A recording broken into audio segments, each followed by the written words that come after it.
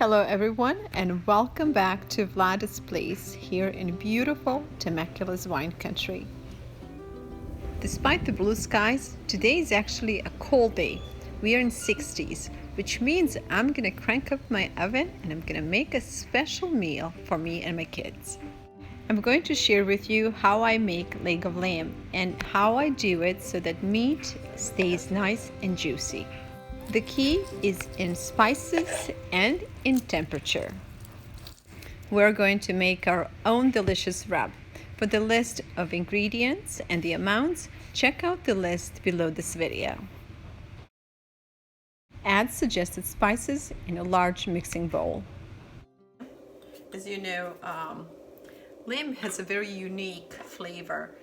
So you do want to blend it with other herbs to enhance it, and so that you work with the flavor of a lamb versus against it, because with the right herbs you can blend the natural flavor of lamb to create a unique taste. By the way, I'm adding just a little bit of nutmeg, and you can see there's barely any, but blend with the rest of the herbs. This is going to be really good. So I'm just going to rub this. And main ingredient that's missing here is dry rosemary. So for most of you who don't have a garden around the house and you don't have fresh rosemary, use dry rosemary. But for me, I'm going to run to the garden and get some fresh rosemary, and I'll chop it up, and that will be our main herb, or the herb that's going to carry this rub. Okay, so here we are with the rosemary, and I'm just gonna peel some of these branches. And by the way, you saw me not washing the rosemary. This is organic, and very often when I bring herbs from my garden, I wouldn't even bother washing them. So what you need is approximately about 2 tablespoons, maybe a tablespoon and a half of rosemary. You can chop it. I'm just lazy to bother with that. So basically, just gonna rub this into this rub, and then we're gonna bring the meat. Okay, so here we have our lamb, a leg of lamb, and there's about 6 pounds of meat here, boneless. And so nicely wrapped, it's ready for roasting. And if you shop around, you can find quality lamb for about $6 to $8 a pound. Now that might sound a lot, but the amount of meat that you're gonna get here and the quality of it, it's so worth it. The next step is distributing this rub equally on all the parts of the meat. So just rub it in like I'm doing it here, and whatever rub you have left, bring it and just press it in on the top and bottom portion of the meat.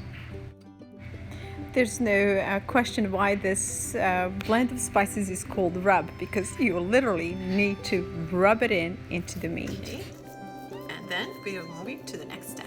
We're going to sear it just a little bit on both ends before we put it in an oven. You want to make sure that olive oil is well preheated. And we're gonna cook lamb for maybe about 5 minutes on each side, and then we're gonna let it set in an oven to roast. Kids and families today are not too keen on eating lamb, so it's very important to introduce this meat to your children while they're still young. The oven is preheating to 400 while olive oil is getting hot too.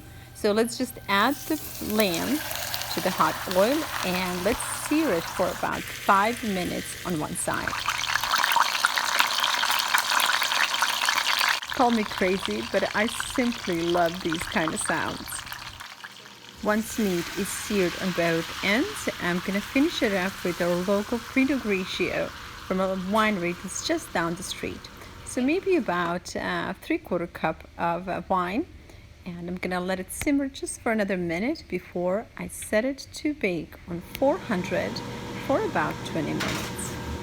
And as for baking, I had it for 20 minutes on 400, then I reduced the temperature on 350 for another 30 minutes, and then I reduced the temperature even further to 325 for about an hour and a half.